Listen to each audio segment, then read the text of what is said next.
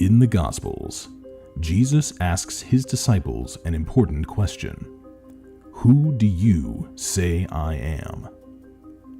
Over 2,000 years later, this question continues to reverberate in the human heart.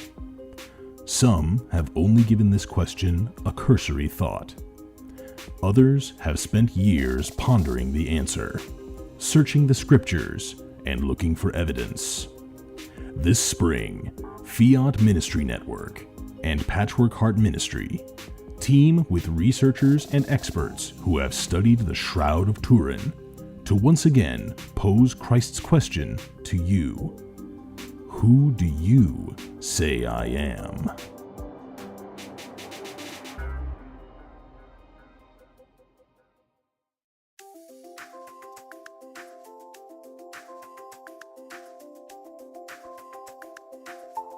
Welcome to the Sowing Hope podcast. This is a show all about implanting hope in our hearts. I'm Bill Snyder, joined by my friend Ann DeSantis. We're glad you're here for our uplifting conversation about faith and how it sustains our hearts through all the seasons of life. Thanks for walking with us. All right, in 3, 2, and 1. Hello, everybody, and welcome to this episode of Sowing Hope. I am Bill Snyder. It's great to be with you. Thank you so much for joining us and being a part of our ministry here at Patchwork Heart Ministry. Always want to give a big shout out to our good friends at Fiat Ministry Network for always sharing and streaming our show on their network. Really do appreciate it. Of course, you can always find us at home, though, at patchworkheart.org and patchworkheartradio.org. Visit our websites. You'll find wonderful podcasts and media there, and all of our different media offerings. So we are on this show, though, we're on episode 2 of our parenting series for the Sowing Hope podcast. And as always, I'm joined by my good friend and co-host, Ann DeSantis. Ann, how are you today? I'm doing great, Bill. Thank you. I'm excited about this series. And we're only on episode 2. It's a 10-part series. Yeah. So stay tuned, because what we're going to do is we're going to work through the whole lifetime of being a parent. Now, of course, Bill and I don't have expertise in every single area of parenting, but we're going to discuss what we know and also use some, bring out some resources too for all of you that might help in your parenting. Yeah, absolutely. And, I, for full disclosure, you're right. My son is going to be 10 months old. So on Saturday. So, I am a very new parent, folks. But you're in the right place to talk about this one, Bill. Yeah. You really are, because now the first episode we talked about pregnancy and infancy, Right. really infancy, beginning, like we'll say those very early months of when your baby is born. On this episode, we're going to continue infancy, but we're also going to talk about toddlerhood. And in my definition, that would be anywhere from maybe 6 months old up until maybe about 3-4 years old at the latest. And then next episode, we'll talk about preschoolers.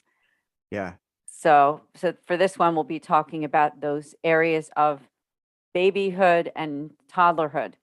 So without further ado, though, Bill, maybe you can start off by sharing a little bit about Elvin and maybe some things that you do with him, because little Elvin is now 9 months old. I believe he'll be 10 months coming up really soon. Right. Yeah. He'll be 10 months on Saturday. So, he's definitely very mobile, right? That's one of the big things that begins to happen at this age. He is very, very mobile. He's crawling around. He's standing, holding himself up on the couch and on different objects, wanting to pull up, wanting to see. He's very curious and engaged in the world. He loves to play with our cat, or at least smile at the cat. The cat, fortunately, doesn't love to play with him, but he loves when the cat makes an appearance. So it's that age of real curiosity. Finally being able to move and get things and grab things and explore. you go from that, early infancy where you just are laying on your back the whole time or being held by somebody, to finally realizing, oh, I can move around, I can crawl around now. And of course we'll start walking here probably pretty soon. You start getting those teeth. I mean, there's just so many different rapid changes, and it's beautiful. It's exhausting for a parent. Right now he's taking a nap, folks, but about 10 minutes ago I was chasing him around, giving a bottle to him, making sure that he was getting ready to go down for a nap. But yeah, that's the way this is. It's exhausting. There's a definitely a physical demand, and also a mental demand on you, because you are, constantly having to, pay attention. Where is he? What is he doing? And watching him. I mean, it's not just, you can't just go about your day and he's gonna be fine. He can go play by himself. No, that's not how this age works, folks. But it's beautiful. Yeah, it really is. And it's been really beautiful for me to watch, even though, Bill and I are in different states, as you are listeners, most of you already know that who listen to this podcast, that I'm in the Philadelphia area, Bill's out in Wisconsin, but virtually I've been able to see online and on social media pictures of Elvin and even a video here or there. And he is just the cutest baby. And watching Bill go from, as he said, the father of an early infancy, right? And how Elvin would take long naps and wasn't mobile, but now how he's grown into that crawling around and pulling up, and it's just an exciting time as a parent, it really is. And for you who are listening to this podcast, and maybe you are also the parent of a baby right now, an infant or a baby, or you have been in the past, or maybe you're a grandparent, or maybe it's your niece or your nephew that you're excited about, and that age. And this podcast is all about faith. It's all about ways that we can help for our children or the young people in our lives to grow in the Catholic faith. Now, Bill talked about on the first part of this podcast about the importance of baptism. I didn't know if, Bill, you wanted to just say anything else about any good words of advice that you had for our listeners about the importance of baptizing their babies. Oh yeah, I mean, if by this stage you have yet to baptize your baby, certainly go and baptize them, right? They can use the grace. Let me tell you, I'm glad my son is baptized. They can use the grace of their baptism at this age, folks. So if it's been 6 months, you've waited 6 months, 9 months, 10 months to have your baby baptized, now's the time. Again, it's real easy. You can call over to your local parish, and they will connect you with the people that run the baptism classes. If you're a first-time parent, they always ask first-time parents to go through a baptism class, and that was very fun and engaging. We had to do ours on Zoom because of the COVID-19, but that was beautiful. And then you go prepare for the baptism. So I just think, it's super important. And of course, I know we talked a little bit about, praying and whatnot last time as well. So, just if you haven't had them baptized, get them baptized now. It's, you're going to be thankful for that. Yeah, I agree. And as busy as life can get with having to plan a baptism and sometimes even a party, I think I talked about that on the first podcast, that was the thing that deterred me from doing it even earlier. I baptized both of my daughters around between 3 and 4 months old.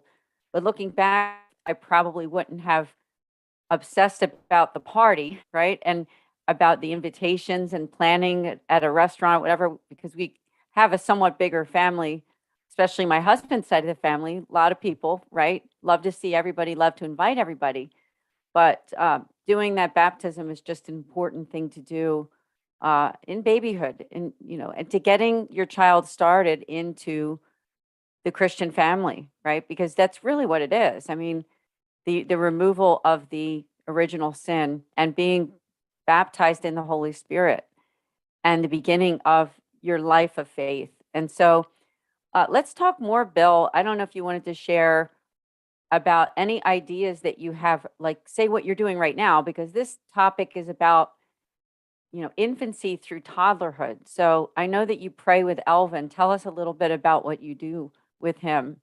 Yeah, I think it's a lot like I talked about last time, but it there's it gets more challenging as he becomes more mobile. It was easy to pray with him before because you'd have him on your lap and be able to just say your prayers or say prayers with him. Now, he wants to get down and go play with his latest toy. And so oftentimes, I kind of incorporate it. Like I just stuck him down for a nap here about 20 minutes ago. And I was able to pray with him during his bottle, right? So like he's winding down to have a little bit of formula bottle before he goes to sleep. And as he's on my lap, I'm able to say a few Hail Marys with him and just kind of, you know, reassure him and everything. And, you know, entrust him to God and to the Blessed Virgin Mary. So, I mean, you're just able to do that throughout the day. Again, it's not a structured thing. I think that it's really important to mention that, like all the different parenting books and advice you receive is about unstructured prayer, unstructured playtime, right?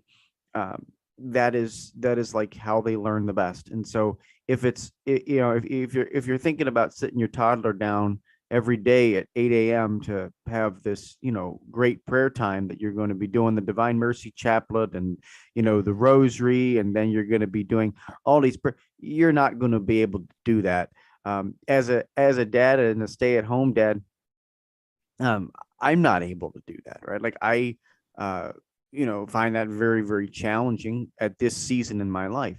But it doesn't matter though, because if you're able to incorporate the unstructured prayer time, and even if I can't tell you how many times I'll just, make the sign of the cross on his forehead, right? Like I'll just make the sign of the cross over Owen's forehead. As the father, the head of the household, I'm able to just, do that and pray for him in that way. And every once in a while, use a little bit of holy water, whatever. I mean, especially if he's, being a real bugger, you can use a little bit of holy water and,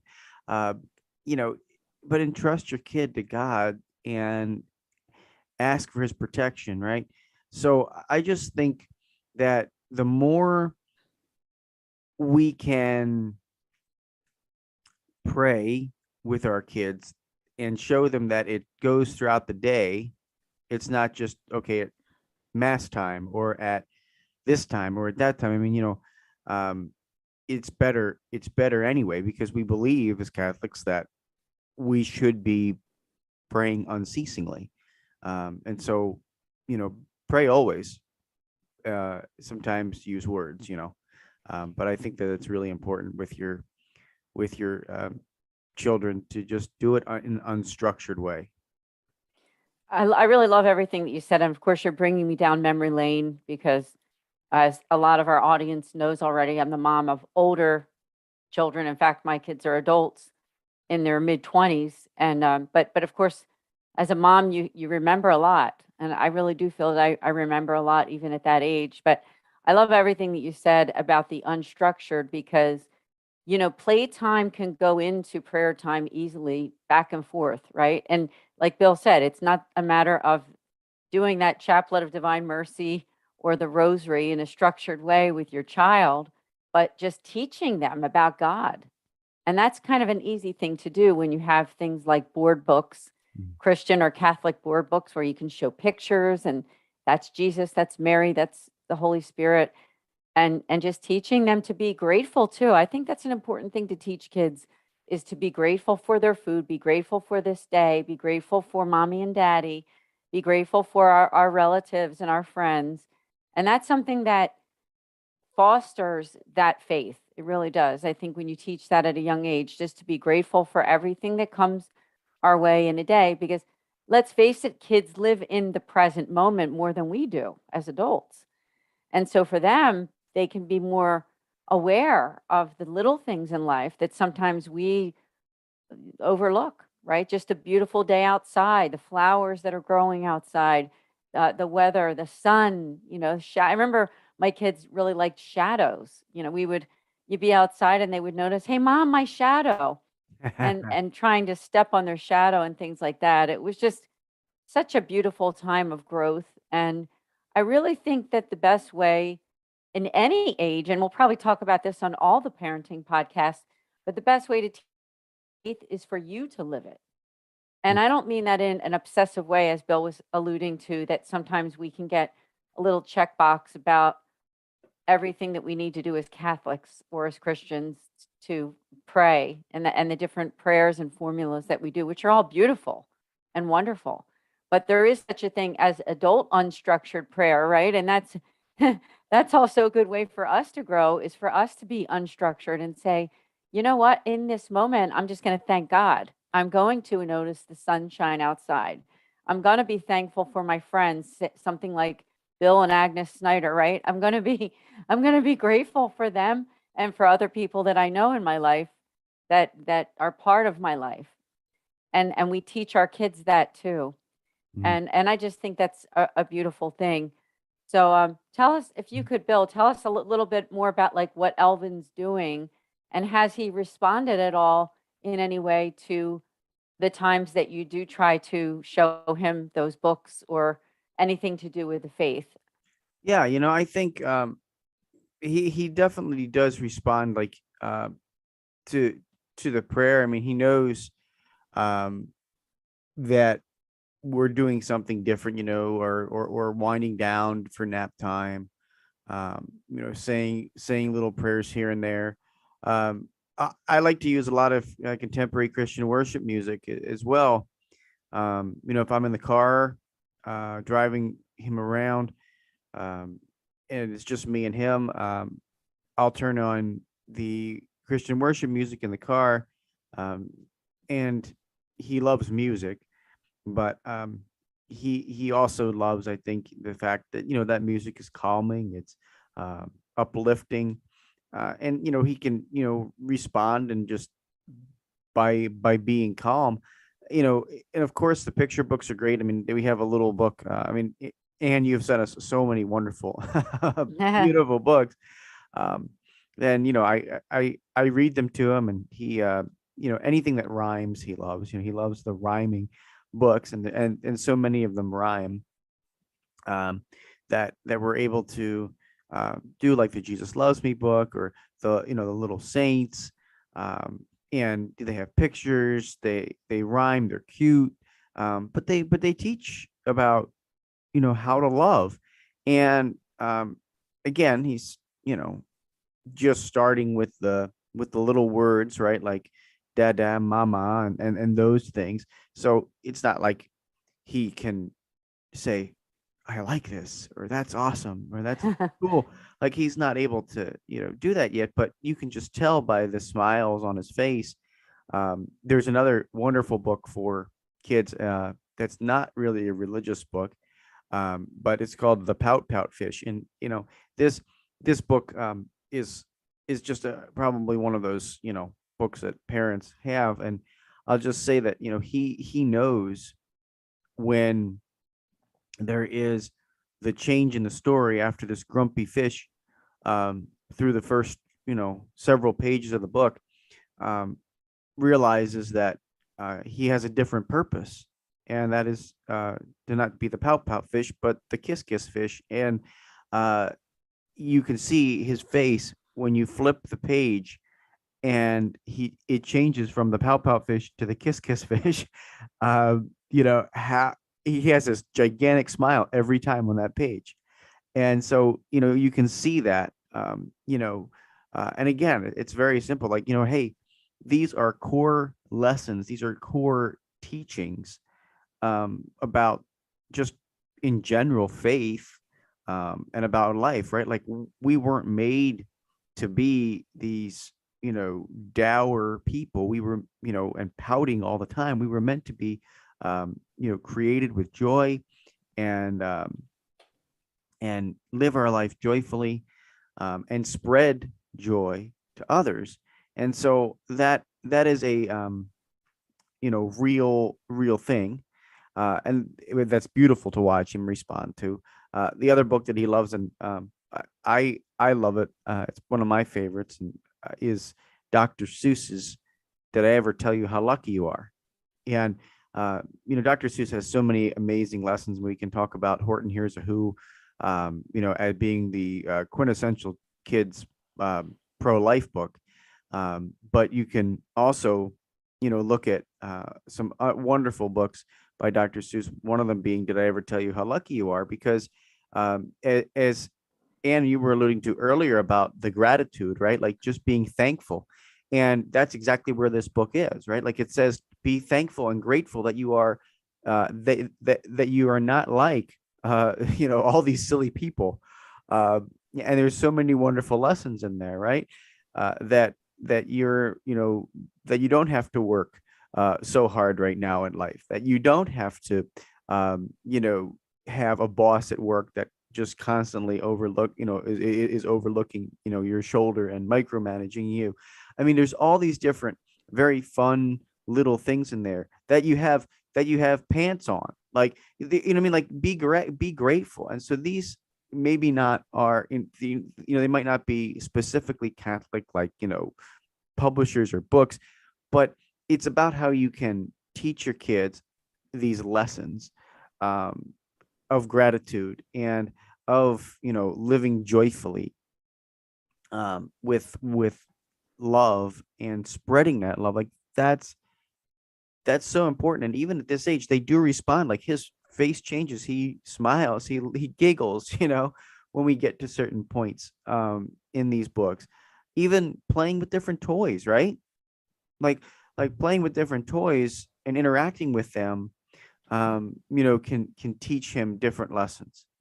And sharing and all of these things that are so, I mean, it's beyond just the religious aspect of it. It's the core development of virtue in a human being. Of course, we base that in our faith, but just virtuously showing them how to live and modeling that, as you said earlier too, and modeling it yourself, going outside, pointing up to the sky, doing all of these different things that you're doing. It's so important. And if you do it intentionally, I think that's the other big thing, the word intentional, right? Like if you intentionally do this now, like if you get up every morning, you say, I am going to do this. And believe me, I've read these books until I have them memorized. Like I could recite the entire "Did I tell you how lucky you are?" right now. I could do it. I'm not going to, but I could. So I'm reading them every day, and you're like, oh man, I got to read this story one more time, right? I got to tell this story one more time. I got to do this. Absolutely, because you can see the growth and you can see the beauty, that and the creation that God is working with you in revealing in your child. You have certainly collaborated with God in bringing him into the world, but now you got to collaborate with God to bring him up in the faith, or her in the faith. So I'm sure I rambled way too long there, but, Oh, no, it's valuable. And I want to say this. This is a gem of a podcast series, Bill. I think especially for you right now. And it's something that you and your family, and maybe even a long time from now, maybe even Elvin and your other children that you may have, might look back and say, these were Dad's words of advice during his time when Elvin was a baby. And so I just think it's beautiful, and thank you for sharing. And I think that might be a good book for our listeners to buy. That did I ever tell you how lucky you are? oh yeah. So be sure to check that one out if you don't have it already. That you might want to buy that book and check it out on Amazon. And I know, Bill, we probably do have to end pretty soon, but I just wanted to address one or two little aspects of infancy and toddlerhood. And one is something I brought up on the first podcast that was probably my biggest takeaway in teaching my kids about the Catholic faith and about Jesus per se, which was the most important lesson that I feel like I was able to teach them when they were babies and toddlers, was just getting to know Jesus and who he is in your life. And the one thing I would say is that we associated the sky and clouds and heaven was where Jesus is. Now we know that as Catholics, Jesus is in the Eucharist, right? And Jesus is dwells between us in the Holy Spirit, but teaching them too that there was something beyond us here on earth. And I think they really carried that with them, that it was a knowledge of the fact that life doesn't last here forever, but somewhere, someplace that's not, maybe not too far away, but far enough away that it's not here, and that's heaven. And even though we know that heaven isn't up in the clouds, but it was some visual for them to see that that's where Jesus was. And I taught them from a young age to point, and they would say, "Where's Jesus? He's there. He's up there." And so I think that was a cute and also a wonderful way to make it real for them as babies and as toddlers. The other thing is, I can't say enough about, as Bill said, the board books and the reading, because there's so many wonderful books for young children, especially our friends with Perpetual Light Publishing. So check that out. Just Google it and check out all the wonderful books and the authors that they have to educate. And, as Bill said, it's that unstructured too. It doesn't have to be a formalized praying the rosary as a family when they're like a year old, although that can't hurt, right? For them to be there for it and listen to it and pray. But prayer can be at any time and in an unstructured way too. So, Bill, thank you so much for all of your words of advice. I think this was a really good podcast today. It was fun. Yeah, thank you, Ann. This is always fun, and you learn and discover new things through our conversation, which is amazing. So, thank you so much for doing this with me, and yeah, hopefully, folks, you're gaining some wisdom and learning a little bit as we continue journeying, and quite. I mean, at least I speak for myself, quite cluelessly off into the future. So I enjoy this. Thanks, Ann. Thank you. And everyone stay tuned, because next one's on preschool age. So we'll say from the ages of 3 to 5. So before kindergarten, we'll talk about next podcast. Awesome. Well, folks, thank you so much for joining us. And until next time, from all of us here at Patchwork Heart Ministry, may God bless you. Keep feeding to your Catholic heart and sowing hope in the broken hearts. Thanks for listening to this episode of Sowing Hope on Patchwork Heart Radio. For more information about this podcast and our ministries, visit our websites, patchworkheart.org and andesantis.com. You can also follow and interact with us on Twitter at PWH Ministry or AndySantis2.